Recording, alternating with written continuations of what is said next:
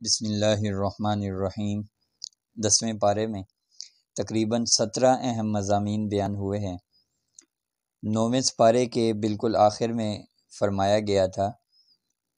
کہ جہاد اس وقت تک جاری رکھو جب تک دین پورا کا پورا اللہ کے لیے نہ ہو جائے، یعنی دین کا غلبہ نہ ہو جائے۔ 10ویں پارے میں فرمایا جا رہا ہے کہ اے مومنو، جہاد میں ثابت قدم رہو، ثابت قدمی دکھاؤ اور آپس میں جھگڑا نہ کرو، جھگڑو نہیں، اگر جھگڑو گے تو آپس میں کمزور پڑ جاؤ گے۔ دوسرا مضمون یہ بیان فرمایا گیا کہ جب مدینہ کے یہود اور منافقین نے مٹھی بھر مسلمانوں کو قریش مکہ جیسی زبردست طاقت سے ٹکراتے ہوئے دیکھا تو آپس میں کہنے لگے کہ یہ لوگ دینی جوش میں دیوانے ہو گئے ہیں اور موت کے منہ میں ان کا جانا یقینی ہے، اور فرمایا کہ یہ اللہ کی سنت ہے کہ وہ کسی قوم سے اپنی عطا کردہ نعمت کو اس وقت تک نہیں لیتا جب تک وہ قوم خود اپنے آپ کو اس نعمت کا غیر مستحق نہ بنا دے۔ اور ساتھ ہی آگے فرمایا جتنا تمہارا بس چلے زیادہ سے زیادہ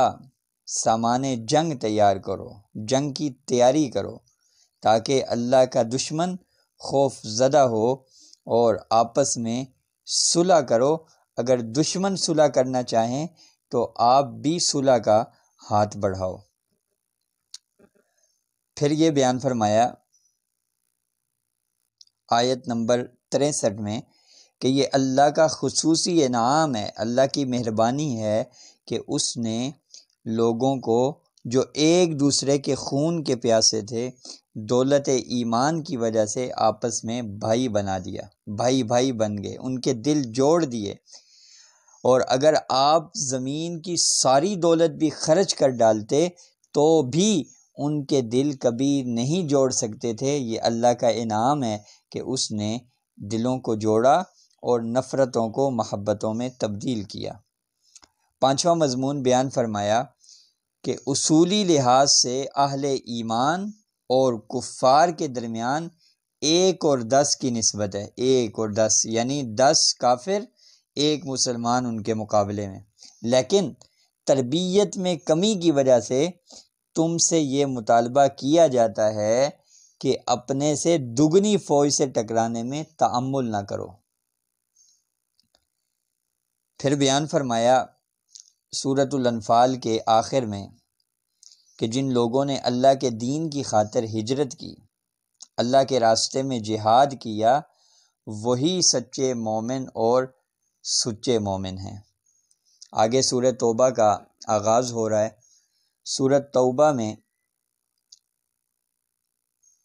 عرب کے قبائل سے عہد توڑنے کا اعلان، فتح مکہ، غزوہ حنین کا ذکر، اور پھر واقعہ ہجرت، غزوہ تبوک کی بات، کفار کو حرم سے نکالنے کا ذکر، اور منافقین کے احوال اور اقوال بیان فرمائے گئے ہیں۔ سپارے کے اعتبار سے 8واں بلکہ 7واں مضمون یہ ہے کہ یہ کفار کسی مومن کے معاملہ میں نہ قرابت کا لحاظ کرتے ہیں نہ کسی عہد کی پاسداری، زیادتی ہمیشہ ان کی طرف سے ہوئی ہے۔ ہاں اگر یہ لوگ توبہ کر کے نماز قائم کریں، زکوٰۃ دیں تو تمہارے دینی بھائی ہیں، مگر کفر کے جو سرغنے ہیں ان سے جنگ جاری رکھو، ہو سکتا ہے کہ وہ باز آ جائیں اور رک جائیں، فتنہ فساد نہ مچائیں۔ اور آگے فرمایا کہ کیا تم یہ سمجھ بیٹھے ہو کہ جنت یوں ہی مل جائے گی، جنت میں ویسے ہی داخل ہو جائیں گے، جنت میں ویسے ہی چلے جائیں گے؟ حالانکہ ابھی تک اللہ نے ان لوگوں کو الگ نہیں کیا جو اس کے راستے میں جان دیں اور کفار کو دوست نہ بنائیں۔ 8واں مضمون بیان فرمایا کہ مساجد کی تعمیر اور آباد کاری مشرکوں کا کام نہیں، یہ اہل ایمان کا کام ہے۔ اگر تمہارے والدین بہن بھائی بھی کفر کو اسلام کے مقابلے میں ترجیح دیں تو انہیں اپنا رفیق نہ بناؤ، ان کو دوست بنانے والوں کا شمار ظالموں میں ہوگا۔ اور اگر تمہیں تمہارے والدین، بہن بھائی، تجارت اور گھر جہاد کے مقابلے میں پسند ہیں اور ان کو قربان نہیں کر سکتے تو پھر اللہ کے فیصلے کا تم انتظار کرو۔ آگے آیت نمبر 25 اور 28 میں 9واں مضمون بیان فرمایا۔ غزوہ حنین میں جب بعض لوگوں نے کہا کہ آج تو ہماری تعداد بہت ہے، 12,000 کی تعداد تھی غزوہ حنین میں، ہمیں کون شکست دے سکتا ہے؟ لیکن جب قبیلہ حوازن کے تیر اندازوں نے شکست دی تو نبی کریم صلی اللہ علیہ وسلم کے ساتھ جو صحابہ تھے وہ تھوڑے سے رہ گئے، باقی منتشر ہو گئے۔ تو اللہ تعالیٰ نے بے شمار مواقع پر فرمایا کہ تمہاری مدد کی، مگر جب تم نے اپنی کثرت پر بھروسہ کیا تو اللہ نے اپنی مدد اٹھا لی، جس کا انجام آپ نے غزوہ حنین میں دیکھا۔ اور ساتھ ہی فرمایا کہ مشرک گندے ہیں، آئندہ یہ مسجد حرام کے قریب بھی نہ آنے پائیں۔ 10واں مضمون بیان فرمایا کہ یہودی کہتے ہیں عزیر اللہ کا بیٹا ہے، عیسائی کہتے ہیں عیسیٰ اللہ کا بیٹا ہے، دوسری گمراہ قوموں کی دیکھا دیکھی یہ بھی گمراہ ہو گئے، اللہ کی مار پڑے ان پر، یہ کیسے دھوکہ کھا رہے ہیں۔ اور فرمایا کہ ان کے علماء اور درویشوں نے اللہ کے قانون کو چھوڑ کر اپنی مرضی سے چیزوں کو حلال کر دیا، کسی چیز کو حرام کر دیا، اور ان لوگوں نے، یہ جو یہودی ہیں، اپنے جو علماء اور یہ تبدیل کرنے والے ان کو اپنا رب بنا لیا۔ یہ اللہ کی دشمنی اور دین کو پھونکوں سے بجھانا چاہتے ہیں، لیکن اللہ تعالیٰ نے اپنے دین کی حفاظت اور دین کو غالب کرنے کا فیصلہ کیا ہے، اور اللہ اپنے دین کو غالب کر کے رہے گا، اگرچہ یہ مشرکین ناپسند کریں، ان پر یہ ناگوار گزرے۔ اور فرمایا بہت سے یہودی علماء اور عیسائی درویشوں کا حال یہ ہے کہ لوگوں کا مال ناجائز طریقے سے کھاتے ہیں اور اللہ کی راہ میں خرچ کرنے سے روکنے کا سبب بنتے ہیں۔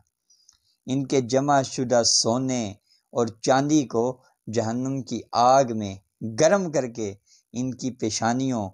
پہلوؤں اور پیٹھوں کو اس سے داغا جائے گا اور کہا جائے گا کہ اب اپنی جمع کی ہوئی دولت کا مزہ چکھو۔ اللہ تعالی ہم سب کی حفاظت فرمائے۔ آگے 11واں مضمون بیان فرمایا آیت نمبر 38 اور 40 میں کہ اے مومنو، تم کو کیا ہو گیا کہ جب تم سے کہا جاتا ہے کہ اللہ کی راہ میں جہاد کے لیے نکلو تو تم زمین سے چمٹ جاتے ہو اور دنیا کو آخرت کے بدلے میں ترجیح دیتے ہو۔ اگر تم نہیں نکلو گے تو تمہیں سخت سزا ملے گی اور تمہاری جگہ اللہ کسی اور گروہ کو لے آئے گا اور تم اس کا کچھ نہیں بگاڑ سکو گے۔ اور فرمایا کہ اللہ کا کلمہ تو بلند ہونے کے لیے ہی ہے، لہذا وہ بلند ہوگا۔ 12واں مضمون بیان فرمایا کہ منافقین جہاد سے بہانے بنا کر رخصت لے لیتے تھے، تو نبی کریم صلی اللہ علیہ وسلم کو فرمایا گیا اے نبی صلی اللہ علیہ وسلم، اگر آپ اجازت نہ دیتے تو ان منافقین کا دعوی ایمان بے نقاب ہو جاتا اور ان کا نفاق کھل جاتا، ان کی حقیقت دنیا کے سامنے آ جاتی۔ اور فرمایا مومن کی کامیابی کا معیار کوئی ملک فتح کرنا نہیں بلکہ دین کے لیے جان اور جسم کی قوتیں لڑا دینا، یہ ہے مومن کی کامیابی کا معیار۔ 13واں مضمون بیان فرمایا کہ زکوٰۃ و صدقات کے حقدار فقراء ہیں، مساکین ہیں، یا وہ لوگ ہیں جو صدقات جمع کرنے پر مامور ہیں، صدقات وصول کرنے والے ہیں، زکوٰۃ لینے والے ہیں، قرض دار ہیں، یا اللہ کے راستے میں جو نکلے ہیں جہاد کے لیے، ان پر زکوٰۃ خرچ کرنا، زکوٰۃ کے مصارف کو بیان کیا جا رہا ہے کہ ان لوگوں پر 8 قسم کے لوگ ہیں، 8 قسم کے طبقات ہیں، ان کو آپ زکوٰۃ دے سکتے ہیں۔ آگے 14واں مضمون بیان کیا جا رہا ہے کہ تمہارا رنگ ڈنگ بھی ان قوموں کی طرح ہے جو پہلے آپ سے پہلے گزر گئیں، حالانکہ وہ مال و زر کے اعتبار سے، قوت کے اعتبار سے، مال و اولاد کے اعتبار سے آپ سے زیادہ طاقتور تھے، مضبوط تھے، لیکن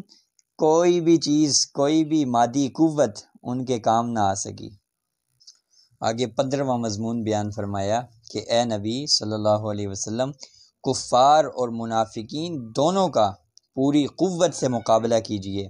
یہ لوگ عادی مجرم ہیں، ان کے اخلاقی ضابطہ میں شکر، اعتراف نعمت اور عہد کا پاس جیسی خوبصورت خوبیاں، وہ نام و نشان بھی ان خوبیوں کا ان میں نہیں ہے، لہٰذا ان سے جہاد کیجیے، ان سے لڑیے۔ اور فرمایا کہ اگر مخلص صحابی بڑھ چڑھ کر اللہ تعالیٰ کی راہ میں خرچ کرتا ہے تو اس پر یہ ریاکاری کے الزام لگاتے ہیں، اور جو رات بھر محنت کر کے آگے 15واں مضمون بیان فرمایا کہ اے نبی صلی اللہ علیہ وسلم، آپ ان کفار سے، منافقین سے جہاد کیجئے، مقابلہ کیجئے جو عادی مجرم ہیں، جن کے ضابطۂ اخلاق میں کہیں پر بھی آگے 15واں مضمون بیان ہو رہا ہے کہ اے نبی صلی اللہ علیہ وسلم، کفار سے، منافقین سے جہاد کیجئے، لڑیے، یہ عادی مجرم ہیں، یہ شکر، اعتراف نعمت، عہد کا پاس جیسی خوبیوں سے خالی ہیں۔ اور آگے نبی صلی اللہ علیہ وسلم سے فرمایا جا رہا ہے کہ اے نبی جی، اگر آپ بھی ان کے لیے 70 مرتبہ معاف کرنے کی درخواست کریں گے تب بھی آپ کی درخواست ان سے متعلق قبول نہیں کی جائے گی، تب بھی یہ نہیں بخشے جائیں گے، تب بھی یہ معاف نہیں کیے جائیں گے۔ 16واں مضمون بیان فرمایا کہ منافق جہاد سے پیچھے رہ جانے پر بڑے خوش ہیں اور کہتے ہیں کہ گرمی میں نہ نکلو، دوسروں کو بھی منع کر رہے ہیں۔ آپ صلی اللہ علیہ وسلم کو کہا جا رہا ہے کہ آپ انہیں کہہ دیجئے کہ جہنم کی آگ تو اس سے زیادہ گرم ہے، اور اگر وہ یہ جانتے اس حقیقت کو تو ان کا رونا زیادہ ہوتا اور ان کا ہنسنا کم ہو جاتا۔ اور فرمایا جا رہا ہے کہ اے نبی صلی اللہ علیہ وسلم، آپ ان میں سے کسی کی نماز جنازہ میں بھی شرکت نہ کریں، باوجود رحمت للعالمین ہونے کے آپ کسی منافق کے نماز جنازہ میں شرکت نہ کریں، اور نہ کبھی ان کی قبر پر کھڑے ہوں۔ اور آخری مضمون 10ویں پارے کا بیان فرمایا جا رہا ہے کہ وہ لوگ جو بیمار یا معذور ہیں اور جہاد میں شرکت نہیں کر سکے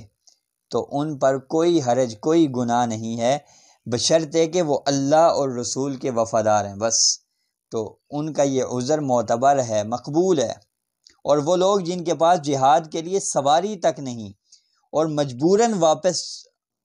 لوٹتے ہیں اور ان کی آنکھیں آنسوؤں سے تر ہوتی ہیں کہ ہائے کاش ہمیں قدرت ہوتی، ہم بھی جہاد میں شرکت کرتے، ان پر بھی کوئی حرج نہیں۔ اعتراض تو ان لوگوں پر ہے جو مالدار ہیں مگر جہاد سے جی چراتے ہیں، ان کے دلوں پر اللہ نے مہر نے لگا دی ہے، اب وہ راہ خدا میں نہ نکلتے ہیں اور نہ ہی راہ خدا میں اپنے مال کو خرچ کرتے ہیں، جبکہ اہل ایمان اللہ کی راہ میں خرچ کرنا نبی کریم صلی اللہ علیہ وسلم کی دعاؤں کا ذریعہ سمجھتے ہیں اور اللہ تعالیٰ کی قربت حاصل کرنے کا ذریعہ سمجھتے ہیں۔